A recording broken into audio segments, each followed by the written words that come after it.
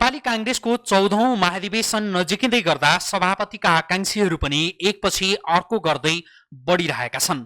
बहालवाला सभापति शेरबहादुर देउवाले पुनः सभापतिमा लड्ने उद्घोषसहित भेटघाटलाई तीव्रता दिएका छन् भने उनी निकट मानिएका विमलेन्द्र निधिले यसअघि नै आफ्नो उम्मेदवारी सञ्चार माध्यम मार्फत घोषणा गरिसकेका छन्।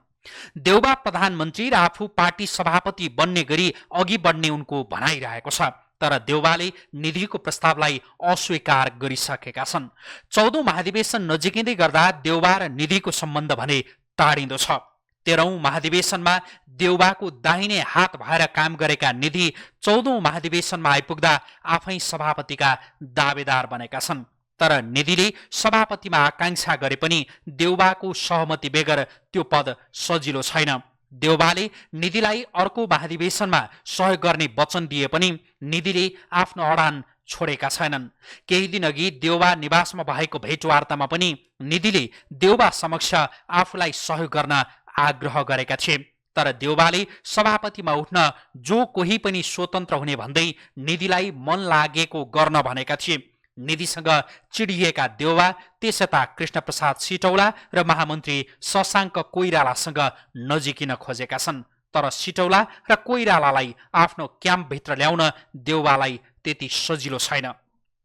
सिटौलाले सभापतिको दावी यसपटक सार्वजनिक रूपमा गरेका छैनन्, तर कांग्रेसमा तेस्रो धारका रूपमा चिनिएका सिटौलाले ढिलो चाँडो आफ्नो उम्मेदवारी घोषणा गर्ने उनी निकटका नेताहरू बताउँछन्। सभापतिमा उम्मेदवारी दिनका लागि नेता गगन थापा लगायतले सिटौलालाई बारम्बार आग्रह गरिरहेको, तर उपयुक्त समयमा मात्रै उम्मेदवारी घोषणा गर्ने भन्दै सिटौलाले आफू निकटका नेताहरूलाई आश्वस्त पारिरहेको बुझिएको छ। यता सिटौला खेमामा रहेका युवा नेता गगन थापालाई आफूतिर तान्ने प्रयासमा देउवा रहेका छन्। जीवनको उत्तरार्धमा फेरि सभापति बन्ने रहर गरेका देउवाले युवा पंक्तिको मत आफूतिर तान्नका लागि पनि थापातिर आँखा लगाएको जानकारहरूको भनाइरहेको छ। कांग्रेसको आन्तरिक राजनीतिलाई नजिकबाट नियालिरहेकाहरू भन्छन् देउवाले यसपटक आफ्नो खेमाबाट गगन थापालाई महामन्त्रीको उम्मेद्वार बनाए भने पनि आश्चर्य नमाने हुन्छ। आफूलाई महामन्त्रीका रूपमा देउवाले स्वीकार गरे भने गगन थापा आँखा चिम्लिएर देउवा क्याम्पमा जाने धेरैको बुझाइ छ।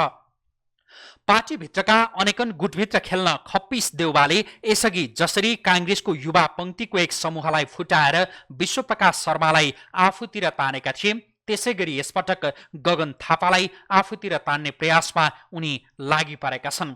त्यो प्रयास सफल हुन्छ या हुँदैन त्यो भने भोलिका दिनमा कांग्रेस गुटहरूमा विकसित घटनाक्रमले प्रश्न पार्नेछ। देउवा भावी सभापतिका पनि बलिया दावेदार हुन्, तर यो प्रश्न हुँदा हुँदै पनि यसपटक उनलाई सजिलो भने छैन। आफू खेमामा रहेका पूर्व उपसभापति गोपालमान श्रेष्ठले पनि सभापतिमा दावी गर्न थालेका छन्। श्रेष्ठ आफ्नो दावीमा टसको मस भएनन् भने देउवालाई झनै कठिन पर्नेछ। आफू खेमामा रहेका नेताहरू धमाधम भड्किन थाल्दा देउवा स्वाभाविक रूपमा चिन्तित छन्, तर कतिपयले श्रेष्ठको दावीका सवालमा भने फरक मत व्यक्त गरेका छन्। राजनीतिक पण्डितहरू भन्छन् निधिले सभापतिमा दावी गरेपछि श्रेष्ठलाई देउवाले नै उचालेका हुन्। निधिको दावी कमजोर बनाउने अभिप्रायले देउवा स्वयंले श्रेष्ठलाई अघि सारेको कतिपयको बुझाइ छ। अहिले राजनीतिक बजार खपतका लागि श्रेष्ठले आफ्नो उम्मेदवारी घोषणा गरे पनि अन्तिम समयमा उनी पछि हट्ने आकलन गरिएको छ।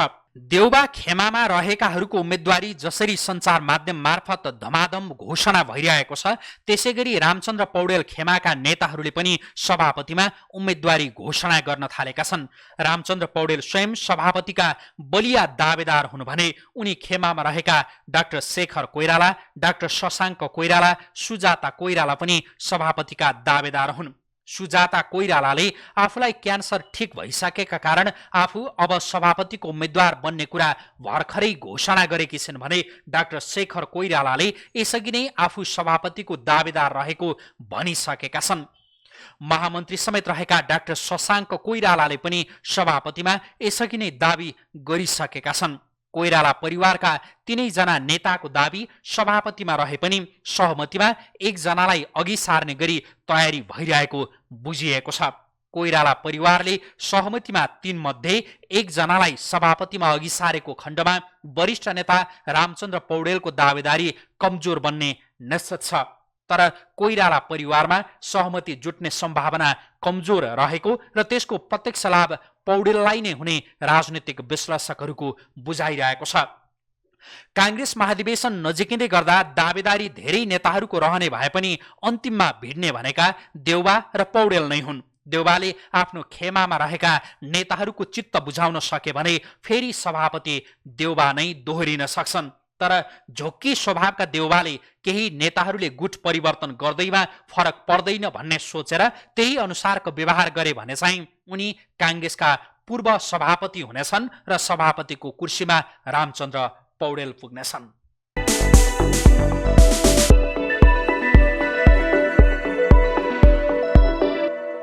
नेपाली कांग्रेसको 14औं महाधिवेशन नजिकिँदै गर्दा सभापतिका आकांक्षीहरू पनि एकपछि अर्को गर्दै बढिरहेका छन्।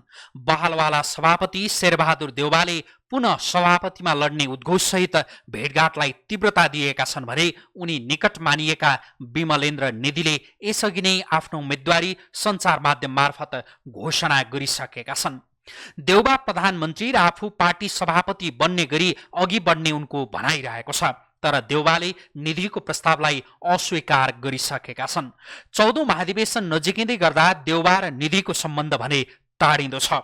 13औं महाधिवेशनमा देउबाको दाहिने हात भएर काम गरेका निधि 14औं महाधिवेशनमा आइपुग्दा आफै सभापतिका दावेदार बनेका छन्। तर निधिले सभापतिमा आकांक्षा गरे पनि देउबाको सहमति बेगर त्यो पद सजिलो छैन। देउबाले निधिलाई अर्को महाधिवेशनमा सहयोग गर्ने वचन दिए पनि निधिले आफ्नो अडान छोडेका छैनन्। केही दिन अघि देउबा निवासमा भएको भेटवार्तामा पनि निधिले देउबा समक्ष आफूलाई सहयोग गर्न आग्रह गरेका थिए। तर देउबाले सभापतिमा उठ्न जो कोही पनि स्वतन्त्र हुने भन्दै निधिलाई मन लागेको गर्न भनेका थिए। निधिसँग चिडिएका देउबा त्यसयता कृष्णप्रसाद सिटौला र महामन्त्री शशाङ्क कोइरालासँग नजिकिन खोजेका छन्। तर सिटौला र कोइरालालाई आफ्नो क्याम्पभित्र ल्याउन देउबालाई त्यति सजिलो छैन।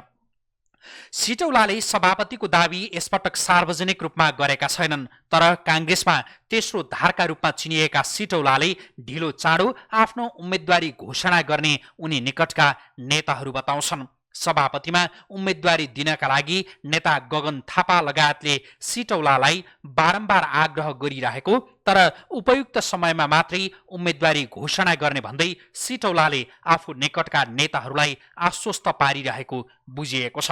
यता सिटौला खेमामा रहेका युवा नेता गगन थापालाई आफूतिर तान्ने प्रयासमा देउबा रहेका छन्।